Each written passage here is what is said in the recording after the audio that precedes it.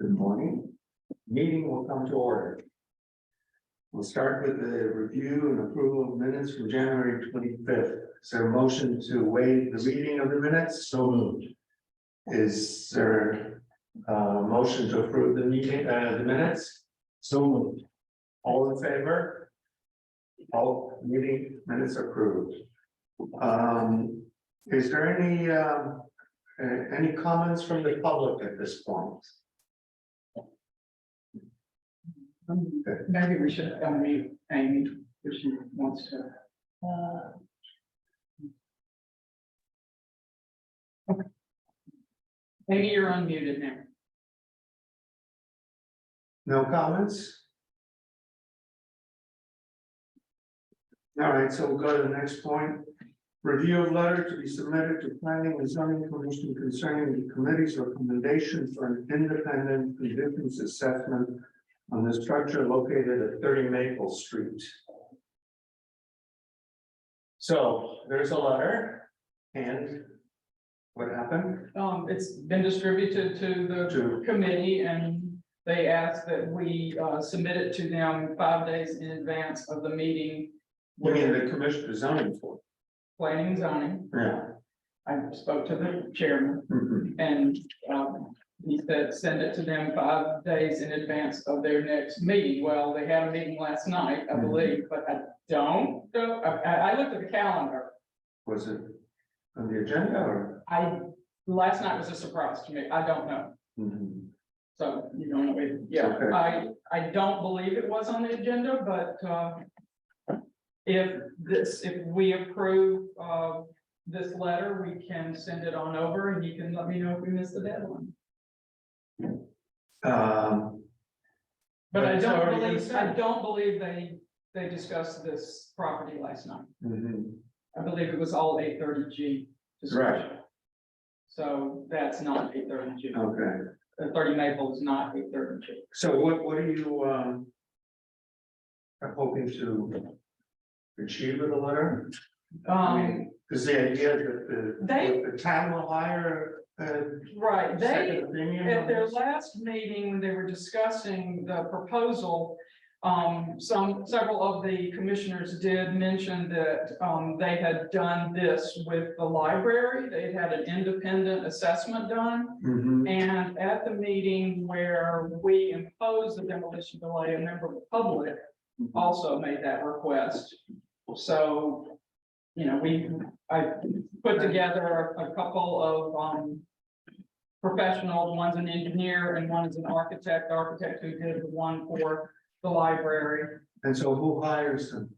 The town. town. I see, okay. Well, what they did with the library was P and Z, or the town, Right. hired them, and the library paid for it. Now, it's up, once I send this, it goes to P and Z, and they make whatever decision has to happen, Okay. because none. Should I do that with my file, please? Whether you said P and Z? I haven't sent it yet. Oh, okay. Oh, you haven't sent it to P and Z? No, I sent it to this committee I see. so that I could get feedback if everybody, Okay. It's okay I thought with we this already letter. got feedback, but okay. no, The next meeting is the 28th. I believe, if they didn't discuss it last night, which my minimal understanding is they did not. So I would like to, I have received no, feedback on it. I'm gonna take that as no one had any edits to it. So I would like to make a motion to approve this letter. Is there a motion to? I did. Second? Second. All in favor? Aye, okay.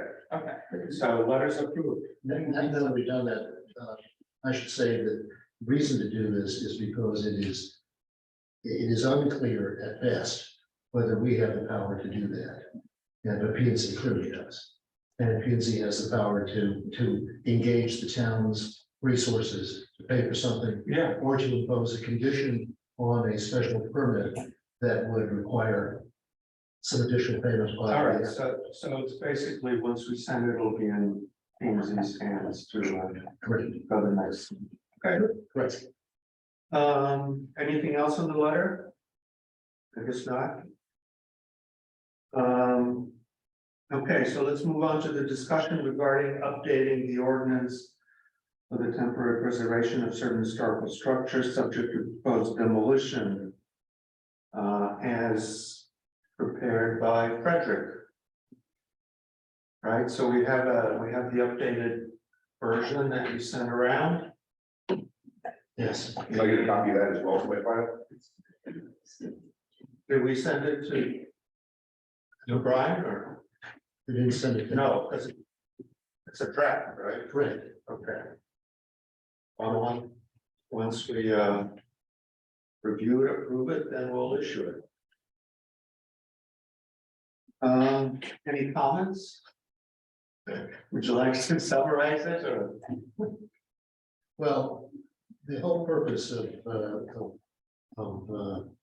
this exercise was to see whether we could do something to strengthen the ability of the committee to influence the preservation of the structures for which we had determined that there was a historical value in their preservation. And I reviewed the zoning regulations of the town of New Canaan and the, what I would call enabling ordinances that constitute both P and Z and this committee.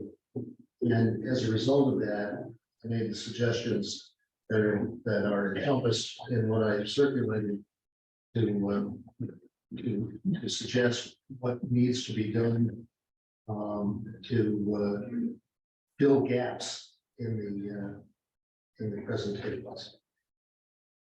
And they basically are to give some greater teeth to the strength of our committee by providing that there's a greater coordination between the committee and P and Z. Currently, with no disrespect meant to P and Z, our comment or whatever we do is largely taken by P and Z, it's made a part of their file, and it is sort of noted. But there's really not much more to what they do than that. So what we've done here is to have definite obligations on P and Z to accept the findings of the committee with respect to the historical nature of the building and why it should be preserved. And it also creates the ability in the enabling ordinance for P and Z. It creates the ability of P and Z to condition any grant of a special permit on the preservation of the building. It also does something else, and that is. Now, what is this special permit? Well, in the overall regime of zoning, there are lots of things you can do that fit within the regulations and the statutes. If you want to do something more than that, or something different from that, that doesn't fit within, you have to come in and ask for a special permit. For example, you need a special permit if you're going to change the structure of the way a building looks, try to fit in with the town plan and things of that nature. So you need a special permit to do that. You need a special permit to build if you want to build something that's going to come 34 feet and 11 inches to a sideline, you need a special permit that says it's okay to do that. There are a whole variety of things. Special permits. Yeah, to anything that doesn't comply with. Correct. The Correct. regulation. Correct. And although demolition is you have to go through process for demolition, the current regime leaves, I think, a gap. It becomes a moment of argument. Can we do this or not do this? By amending the ordinance to make it clear that the special permit, that any grant of an application, and that actually the language I've tried to use is to go beyond the special permit. Any application that's made to P and Z for which they require, for which the regulations require P and Z's approval, any regulation, any such application, excuse me, can be conditioned on a preservation recommendation with respect to this committee. And it doesn't mean you can't do so, you can't do anything else. You have to do things according to what P and Z allows. But this committee's recommendations and conclusions are given some authority and weight in terms of that determination. So the owner needs a special permit to do the demolition. To the extent that they are, yes, under the current regulations, you have to make an application to this committee with respect to demolishing a historical building or shorten it. And this makes it clear that P and Z shall take into consideration what decisions this committee makes. And it has the power in its discretion, which is, it has a great deal of discretion under the current regime in any event, but under the amendments that I've done here, makes explicit that obeying the recommendations and conclusions of this committee are shall be a part of their conclusions in terms of their findings. And P and Z always makes a conclusion with respect to an application and can condition it on a variety of things. For example, you can do what you want, but you have to create a holding company or something of that nature. Well, this is within the I'll call it philosophical structure. It's the same. It just adds one more dimension of the exercise of their discretion. And one further amendment that I think is explicit is that the committee is then specifically directed and empowered to report to P and Z to what the reaction of the owner, or the applicant, has been, and whether they're cooperating or not cooperating, and what the what steps, if any, have been taken to try to achieve preservation, as opposed to a full speed ahead on what they want to do, and leaving our committee's recommendation as being and the imposition of the 90-day suspension as really one more element of the timing considerations of getting a project done. Well, we got to build in 90 days because they're likely to impose it, so we've got to do something like that. But what is the timing of the process? I mean, when someone, let's say someone wants to build a house after demolishing an existing house, and the proposal complies completely with the zoning regulations as they are. Right. Does the zoning board get involved at all, or does it go straight to the building department and If it's as right, then they don't get involved at all, they don't get involved?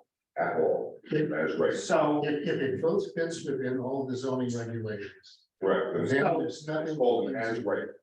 so the only way we would get involved if there is a demolition application and there is an objection. Correct. So, But in connection, that's right. That's absolutely right. But there's one other thing, which may be the most important change I've suggested, and that is under the Connecticut statute that empowers the creation of such committees. The potential, the level of discretion given the committee is no greater than 180 days. New Canaan's there's nine. ordinance Yeah. has only gone halfway. Well, No, actually, they went all the way when they initially did it. That enabling statute had changed after we adopted that ordinance. Just to be clear, when they adopted the ordinance, 90 was the limit. well, the current enabling statute is 180 days. Correct. And actually, that's a very useful thing to know, because I just wanted to be clear though, when we did adopt that ordinance, we did adopt it originally at the max. and Why but was it changed? Why was what changed? the statute, The enabling statute, I have no idea. Because a few years ago, I believe Laszlo Powell Talk about. tried to do that. And it's important to note that it's up to whatever the number. No greater than, Yeah, well, that's always the case. Correct. Correct. and it could be no less than, Yeah, and no greater than, but there's no less than, it's no greater than. They approached the ordinance committee twice, the town council, to change that to 180, and they decided not to, the ordinance committee. Well, there's always, Hope springs eternal. yeah, but, I know Norwalk is 120. So you could propose 120. Propose it if you want, Right. 180, but it's up to the ordinance. Yeah, I'm just saying, Do that. it's not just this, and it's not just 90 or 180. Correct. There are levels. Correct. In terms of making a proposal, in terms of drafting, because the enabling statute from the Connecticut legislature gives it 180 days, I saw no reason to change it for anything less than that. If we were at the maximum when the original statute was passed, it simply brings us back philosophically to where the town was apparently at the time the enabling statute was passed.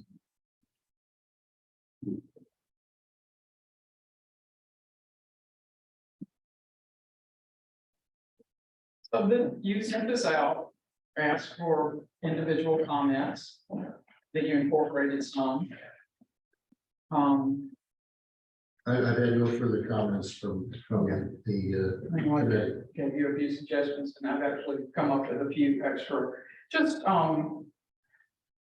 also, there's nothing in our ordinance about officers. Now, I don't know if that's something that's just, kind of an overall thing with committees, and it's just not necessarily spelled out with a committee, but there's nothing in ours that says anything about officers and what any of those officers do, right? So they're just little things like that also that are missing. Well, they're not little, but things like that are missing in the ordinance. My focus was entirely on strengthening the ability of the committee to have some teeth in enforcement mechanisms to make actual the recommendations that we effectively. Right. theoretically. but the way it's set up now, we're not aware of what's the particular project is doing until it files for demolition, which is after Right. the P and Z application. After everything. Yeah, Which is why I made, it took me a while to open my computer to get to this. My fourth suggestion was to add a new subparagraph to section 8.2 capital B 1 C.4 to say that, I would add 4 to say that any application for a special permit, we always get notice of potential demolition where there's an opposition. right. But this section, and I'll read it, even though you've got it in front of you, so that there be comments from the public if need be. It would require an affirmative statement whether the application requires or anticipates any demolition in whole or in part of any existing structure on the affected property, which would require the issuance of a demolition permit. And to the extent any such application specifies that any demolition in whole or in part is required or anticipated, the applicant shall simultaneously file with the Historical Review Committee at the time of the filing of such application with the Commission of Planning and Zoning, no less than 3 copies of the application together with all site plans for the affected property and structures. The idea being here that is if someone's going in to make an application and they haven't filed for a demolition permit, but there's an anticipation. The library is a perfect example of this in this context. That if it was anticipated that they were going to have it, they were going to have demolition, that it would engage this committee at the outset. Without, without revisiting the history of it. But the zoning P and Z receives in the application a survey. And the survey of the proposed, which shows that there is demolition involved. If I may, you may be overthinking this. Why don't you just ask Lola and P and Z to put you on the distribution list for their agenda? Then you'll have everything in front of you and you'll know. Well, It could be that simple. okay, That's a fine suggestion, and there's no reason not to do that as But well. that's all public information. Right, And the exactly. agendas are all posted anyway. So in reading through the agenda, you would see proposed like for 22 Burgess. Demolition of building, build a new one. But that doesn't fix what he's trying to do is fix the sequence. For when the applicant comes to us at the very end and says, I had no idea. Right, But we're trying to fix that. That we become part of the process earlier. and then at that point, though, you could reach out to them. Which would be in keeping with the spirit of the ordinance. Yeah. As it's written. But it doesn't get us as part of the P and Z process. The problem, your suggestions are good, and it's something that probably ought to be done in any event, no matter what happens here. The idea is, under the current regimen, this committee is only engaged when someone opposes. exactly. So what happens, irrespective of anything the P and Z does, until there's an application for a demolition permit, this committee doesn't have any authority to do anything.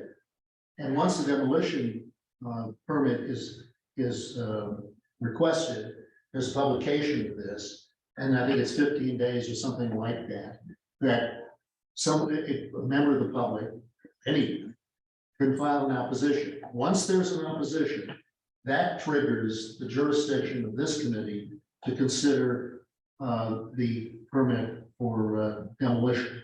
And So you're saying that in the initial application, it becomes clear to the public that there will be demolition involved, which gives the public the opportunity to object. Right. Because we can't do anything until someone objects. But this goes further than that, because what it does is to say that you've got to make an affirmative statement. You got to have somebody, this is it's the difference between a news conference and an affidavit. You can say anything you want at a news conference, but if you're gonna say it, if you're gonna make a representation, you got some teeth behind it. You want an affirmative statement that they anticipate demolition. Either they do or they don't. And if they anticipate, if they know they're gonna do it, or they anticipate doing it, then they've got to file an application with P and Z and simultaneously give it to us. And once they've given it to us, we can then, for example, we can then find one of the members of the committee that file an opposition to have the committee as a whole consider this. That's the idea. So you're basically, you're trying to structure it so we get it. At the front end. Yeah, Right. well, The idea is to have the preservation consideration moved as early as possible in the application, so that you don't get into the situation, which I suggest respectfully is exactly what happened with the library. That you've got all these permits that have been approved, building is underway, all things have happened, and then suddenly there's demolition, and we say, okay, you've got to hold it off for 90 days. And the applicant comes in and says, well, gee, and so the theoretical value of the committee is reduced to zero. The practical value is zero, because the theoretical value has been circumvented by circumstances. It's not just, I don't want to just put it on the library. It happens It happened at Houston. Yeah, Houston was a perfect example. No, Yeah. it's, And one thing, if I understand what Brian is recommending, which that's the more tied in we are to what's actually going on is great, but if we were to ask Lola to, send those on to us, she has to make a determination, right? Or she's sending us every single application. No, not every application, just the agenda for the meeting agendas. Because the agenda has a brief description of the project right on the agenda. Mhm. But does the agenda spell out that there's demolition involved? Of a 50-year-old building. They typically have that detail here. It's not great detail, but it's enough. well, the idea and, the idea of this, of the suggestion I made here is that it would require in any application that has anticipated or known demolition, that they've got to supply all the information to this committee in addition to P and Z. I wonder where you view that legally. I'm not a lawyer. I don't know that you have the authority or the power to give P and Z power. The state demolition code does not empower them, then you can't empower them. You can ask anything. Again, this is out of my expertise. I just don't know legally if you're on shaky ground with some of this. I haven't seen your exact language. No, and you probably don't know that I'm a lawyer. But the bottom line is, that's why I looked at the Connecticut statute. The Connecticut, which enables the town to pass ordinances. And there's nothing in the Connecticut statute that forbids this, but rather gives a very broad authority to the town to do, to create such a committee and to enforce various zoning Because ordinances. the state demolition code right now, there is no link between the state demolition code and planning and zoning. Does not exist. We can't find the words planning and zoning in the state demolition code. Well, that's a Hartford question. Right, exactly. And you're undoubtedly right about this. And then my other question though would be though, if you reach out to the owner of a proposed structure to be demolished, would then, of a legal issue, would their 90-day clock start ticking at that point? And you could say, well, gee, you've already used up your 90 days because you've been negotiating with these people to try to preserve the building. No, I don't think so. And there are two aspects of this. One of my other amendments, which I may have mentioned before, is that I propose, under the current system, it's opposition, invoking the jurisdiction of this committee. The committee makes a decision, 90 days goes by, whatever it is.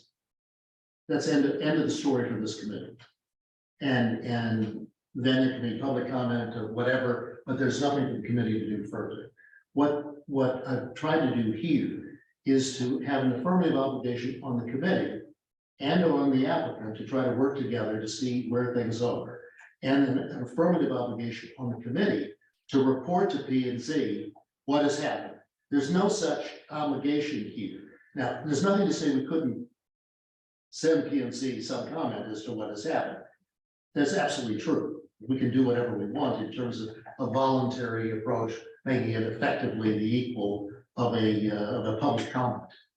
But what I've tried to do here is between the ordinances and nearly everything that I've talked about are ordinance changes. There are some zoning regulations, which I think is P and Z's jurisdiction to change. But I've made some of those, but they are, if I can use this analogy, they are hand in glove. They are intended to complement each other and to make sure that they work together. Who knows if it's perfect, but right now, P and Z is one thing, we are another, and there really isn't any coordination or any, shall we say, interaction that is required or has any kind of. It's not required, but you certainly, everyone has the right to speak at planning and zoning when the application comes before them. For example, with Houston, Mimi had said that she was following planning and zoning, recognized very early on that the Houston project involved demolition, and he actually went to the planning and zoning commission meeting and approached them to work toward preservation. So you don't just, But that would be good if somehow we were triggered with that. Now, I know what you're saying is we need to be as alert as me. But it's something, you know, that doesn't always happen, and it would be good if we were more a part of the process. And I'll be happy to send you this after today's meeting. The proposed changing to section 12, capital A-8 to amend subpart E, which currently reads as part of what are the obligations and powers of the committee. The ordinance says now to review and decide upon objections to demolition filed in accordance with 12A-9B. Period. That's it. I add to that the following. Instead of a period, I made a comma that says, which decision shall be prepared in writing and transmitted to both the owner of the property and to the chair of the New Canaan Planning and Zoning Commission, which shall accept such decision as a conclusive finding as to the historic nature of the subject property. In addition, the committee shall prepare a written report to the commission communicating whether and to what extent the applicant has demonstrated a willingness to preserve any such historic structure by having committed affirmatively in writing that the applicant will preserve the building. That's two aspects. One, we have then specifically authorized, instead of as we do now, tell you, don't put in, there's a 90-day suspension. Planning and zoning really doesn't have anything to do with that.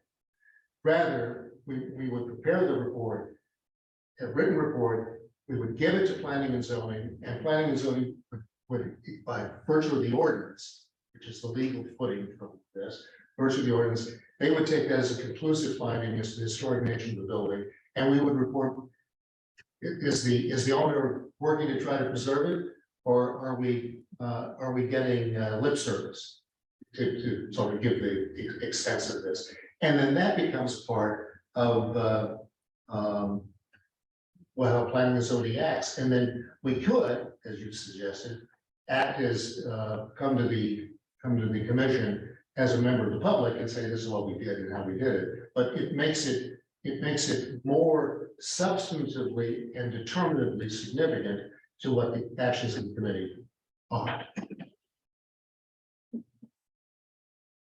I think, you know, it would be helpful because, you know, by the time we look at the property and determine is it of historic, architectural, you know, community significance, that would be great information for planning and zoning to have in the beginning. So that's part of this submission. a gap in that though would be if your committee does not find a building to be historically or architecturally significant, but Joe Smith down the road, who's also a New Canaan resident, he happens to feel differently about it and thinks that it is. He can do whatever he wants. But he wouldn't be a part of the process this early on. He wouldn't be a part of the process until he sees the legal notice in the paper. So it kind of, I don't know, just to say a little gap where the general public wouldn't necessarily be weighing in, it would just be your committee. So it bypasses the general public. Well, But we would have a meeting. well, there are two things to say about that. First, the current regime bypasses the general public until there's a demolition, so we aren't taking anything away from the general public. What we're doing is empowering the municipal organization, this committee, with knowledge of what's happening and setting in motion its obligations and discretionary authority to that early. That's what we're doing. Well, it's sort of like, What's your email? What's that? What's your email address? Brian.Platz, LATZ, at New Canaan CT. I must have sent you something in the past. Should it pop right It up? was not right up. So well, it's in a way, what we're, I'm just sending it to you without any important. in a way, what we're trying to achieve is at the very end of our ordinance, it talks about the pre-clearance. Yeah, Right? exactly. And in the pre-clearance, if we have a meeting to discuss, we have to put out a notification. We have to advertise that we're having a meeting to discuss. So that could be reworded and that could still be something that's in our ordinance, but the steps there would. So there was provide information. so there would, I'm sorry, the intent with the pre-clearance at the time that Chris Jarbo drafted the ordinance, because I was actually here for that. I was here before the ordinance was adopted. The intent was, for example, I'm selling my home. I recognize that my home is probably a tear down. The only value is the land. I would like to attract builders to come in and bid. Or even, and by the way, most demos and new construction are actually custom homes, not spec homes, both of them, at least right now. But I don't want a builder to come in and lowball their offer because they have the fear or the threat of a 90-day delay or a 180-day delay, and they're gonna leverage me with that with a lowball offer because of the carrying costs associated with that. And, you know, that 90 days is gonna push me into winter where otherwise I could have had a roof and a weather-tight shell by winter in the new construction. That was the intent of the clearance. And that makes perfect sense, and maybe the pre-clearance, well, you don't know this, I don't think, but Chris Shipper, Chris Shipper, he happens to be my next door neighbor. Was doing renovations on his house and a variety of things. He came to the conclusion, apparently, that after all of this was underway, that he had a structure on his property which was more than 50 years old and was 535 feet, square feet. And he wanted to know what to do and how to do it, and we worked with him.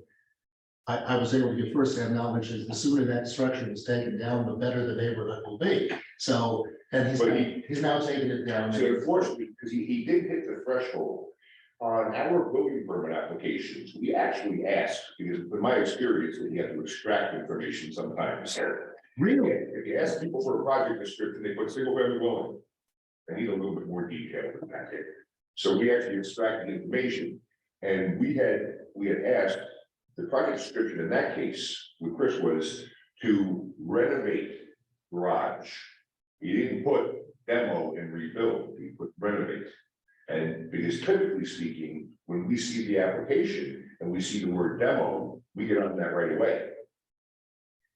Well, in part, that's what the language I had before, that talked about anticipated. If demolition is anticipated, you've got to let us know. And there's no doubt, he was renovating in one sense, that he was taking down the structure that was there, but he was leaving the floor. Right, because the problem is the ordinance reads any building structure or portion thereof. Right. There's no, and he wasn't arguing otherwise. It was, we were trying to work together with him in terms of doing this, but that was his idea, that he was going to use the footing of the existing structure, which he's doing. Right, And but he still met the threshold of the ordinance. absolutely. But I think maybe we should, I didn't really look at the pre-clearance aspect with respect to the suggestions we've done here. But pre-clearance, I think, is a very good thing that people are going to do for the reasons you suggested. It also is, if you're selling your house and you're not looking to, you really aren't looking for somebody to tear it down, and you want to be able to tell them, a buyer, you know, if you want to tear it down, I've already got pre-clearances. Right, because the pre-clearance removes I'll say the threat or the potential of 90-day delay. But at that point, you're still living in the home. So I'm not going to abate my asbestos, I'm not going to remove my oil tank, I'm not going to have my electricity disconnected because I'm still living here. Right. So that's the beauty of the pre-clearance. Right. Now, in Chris' case, to use him for example, he was really not a candidate for a pre-clearance application because he was planning on demolishing.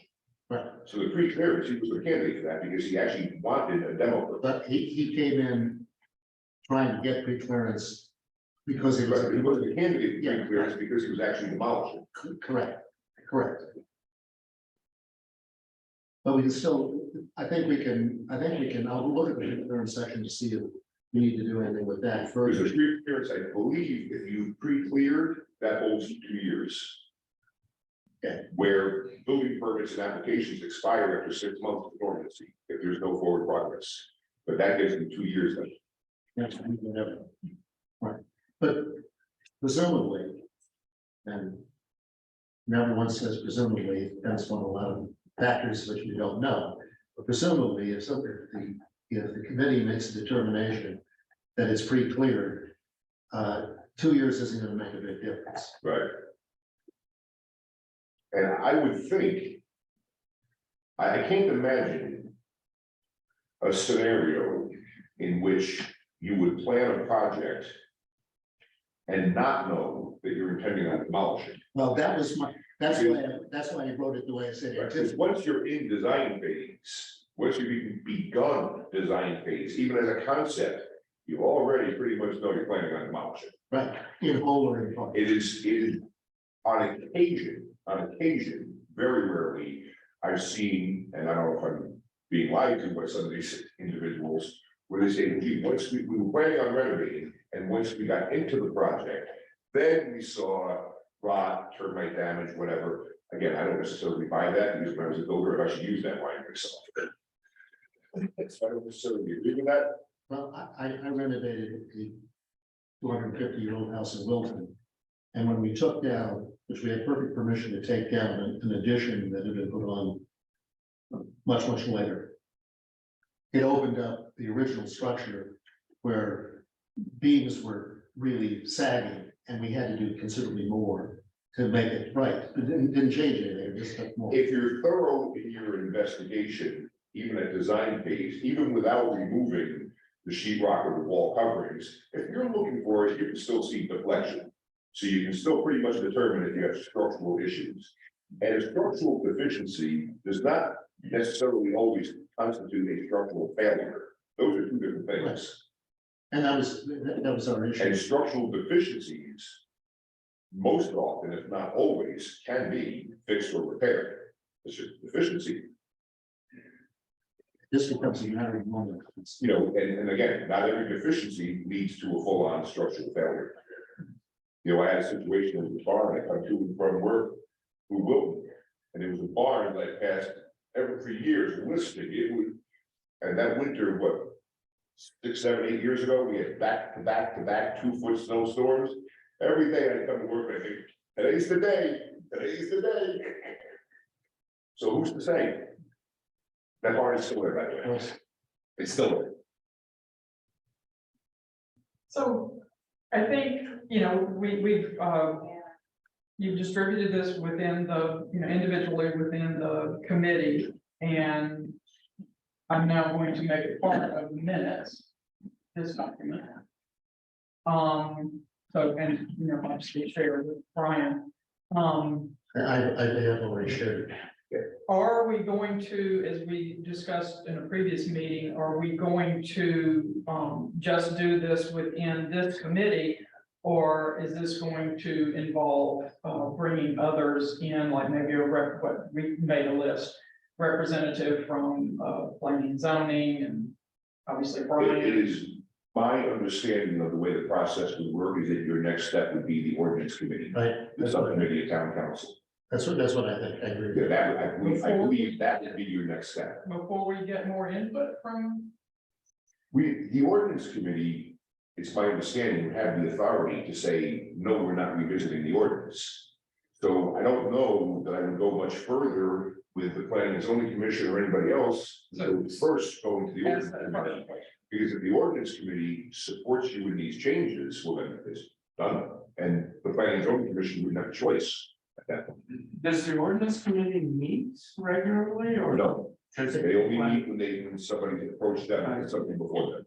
There's one amendment to what you just said. I have proposed that there are certain aspects of the zoning regulations that need to be amended, and that would be planning and zoning stuff. Right, and see, it's my understanding also that in the hierarchy of documents, ordinance coming from statute, ordinance, and then regulations. Right. So if the ordinance commands or requests or requires something, that would trump the planning and zoning regulations. Right. So that's why, again, I would think, this is my thought, is the next step would be the ordinance committee. The way this is structured, which you review and on your own, obviously, the way this is structured is. We propose amendments to the ordinance and zoning regulations which work together. I hadn't really thought about whether we even need to do the zoning regulations. Because I was trying to cover all the bases with respect to that, but a lot of what I've asked here to be considered would be mandatory with respect to how P and Z would accept things. Which then And comes certainly, from the ordinance. as a courtesy, it would probably be a good idea to reach out to the planning and zoning commission, and if nothing else, just check the temperature on this. Because if you were met with fierce resistance, not that you would, but if you were, I don't know that that's a good situation to be in. P and Z is against any of these changes. The ordinance committee mandates it, and now you're kind of shoving it down the throat, and now you have hard feelings. And it might be good also to get some input on that, because they may have some great ideas, great additions. It's really hard to see that there would be hard feelings in New Canaan, but I take it. Nothing is ever controversial. Is the ordinance committee, is that a separate group or is there? It's a subcommittee of town council. Yeah. Oh, but There may be there's on- nothing to on the do website. with P and Z people. Correct. It may be on the website. The last I knew, Stephen Carl, I believe, was the chair of the ordinance committee. It's, I believe, last I knew, Butterworth and, Butterworth is on it, was on it, yeah. but Stephen was the chair, I believe. Right.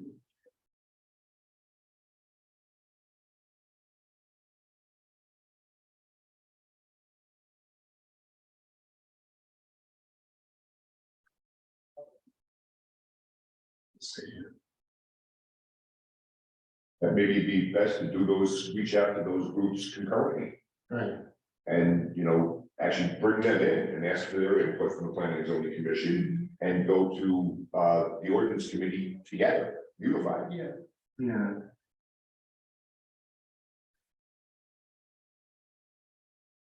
Oh, that would make sense. Right. but I'm assuming it's a process. You don't just hand this to the ordinance committee and they say yes or no. No, much more risk. Right. So there's more of a How many conversation. people are on the ordinance? We go with five. So there's a chart. Here's committee assignments. We revisited the blight ordinance with them maybe 5 or 6 years ago. Mhm. And it was probably every bit of a 6-month process or more. That was not to adopt a blight ordinance, that was just the basic changes in it. It was every bit of a 6-month process.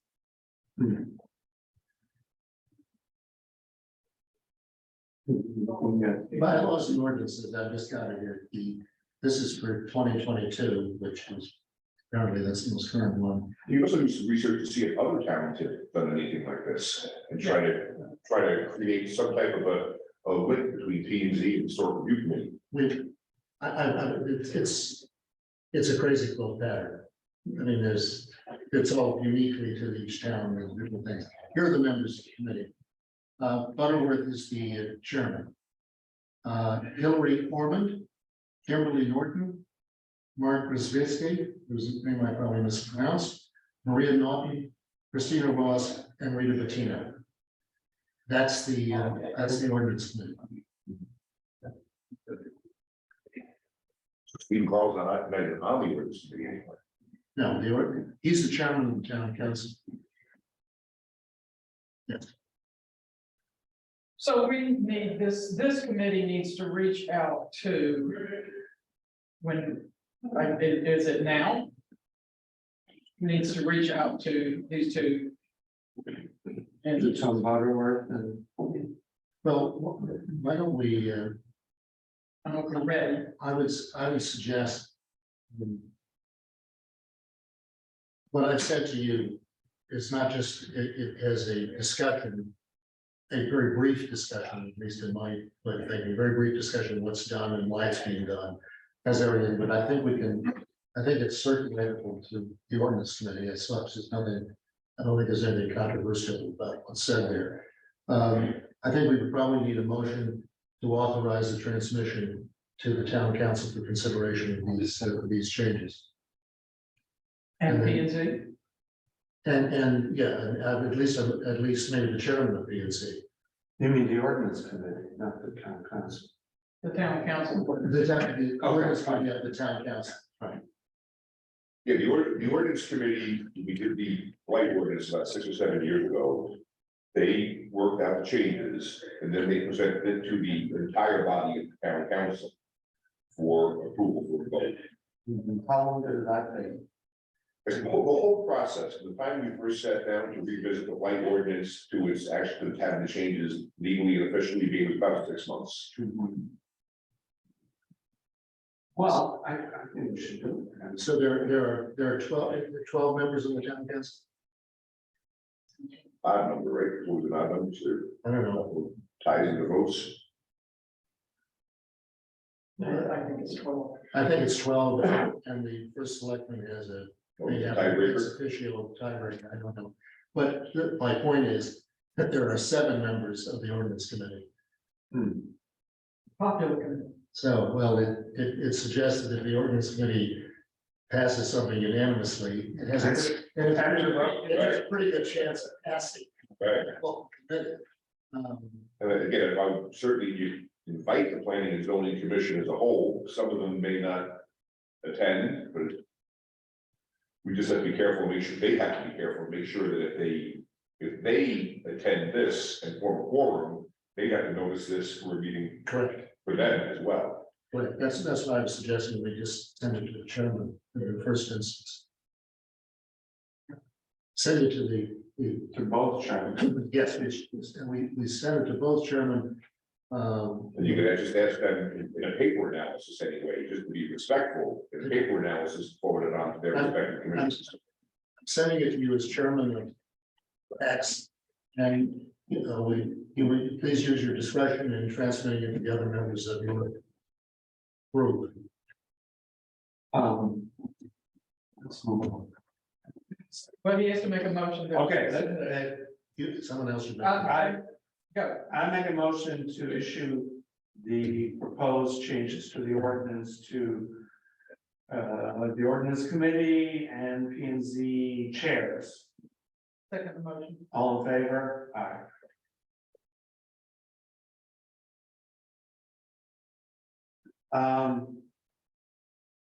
Okay. I think we're done. I gotta get out of here. soon, So let's move on. We're done with this, right? Yes. Okay. Election of officers. You don't need that, do you? I don't think so. Thank you. And you have my email address when I sent you, so if you have any comments, whatever, you can send it to me. Thank you. For me, I'll make a motion. I move to, I think Frederick would make a terrific chair. He's engaged, he knows his stuff, he's passionate and a natural leader. And it takes it off of your shoulder. Well, wait, if we're gonna have a secretary. And we don't have anybody else here. And where's my? Maybe that's a discussion. That, I mean, I'll obviously, do this, Okay. the minutes for this. Mhm. And I have made some notes about things I've learned as secretary that aren't written anywhere. So, We'll miss you. Yes, we will. You were terrific. I mean, thank you. you're amazing. How do you do all this stuff? I don't know, I probably had no business doing any. Oh, okay, so do we wanna vote now or? well, we can vote for the chair and pick a secretary later. That's what, we'll designate a secretary at the next meeting. Yeah. All right, all in favor to have Frederick as the new chair? Anyway, All right. Thank you, that's wonderful. as Mark Twain said, about being tarred and feathered. If it weren't for the honor of the thing, it just as soon skip. We don't charge better than anymore. Well, I think, Except metaphorically. and I think it's important because I think this is a really, the ordinance thing is really. Yeah, no, it's a good time to. Yeah. The chair presents the Yeah. ordinance and new chapter. Thanks, Frederick. My pleasure. Right, and I don't know, Is there any other business? the only other business was, I had personally asked, Marty Skrlunas to, get in touch with the, executive director of the library, asking to, photo document. And Marty has done that through the years. I kept meaning to bring it up, but our meetings ran long. Anyway, he has reached out to the executive director and, hopefully will give us some follow-up on that. Alright. And it just seems like would be good to document it before it's demolished. Okay, The entire library. Okay, sorry. Move to adjourn. second, all in favor, it is adjourned. Okey dokey.